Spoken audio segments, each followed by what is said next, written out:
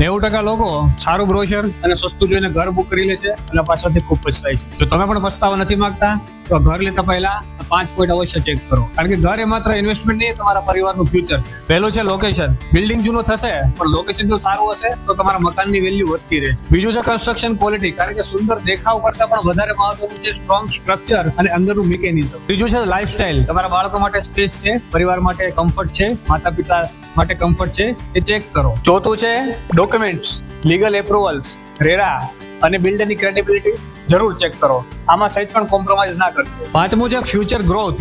તમે જે લોકેશન ઉપર મકાન લઈ રહ્યા છો આવનારા 5 વર્ષ પછી એ લોકેશનની શું સ્થિતિ હશે, ગવર્મેન્ટનું ફોકસ એ લોકેશન ઉપર કેટલું છે એ ચેક કરો. શ્રી ગૌતમ ગ્લોરિયસ, જ્યાં મળે છે પ્રીમિયમ લોકેશન, ફ્યુચર ગ્રોથની ગેરંટી અને ક્વોલિટી કન્સ્ટ્રક્શન.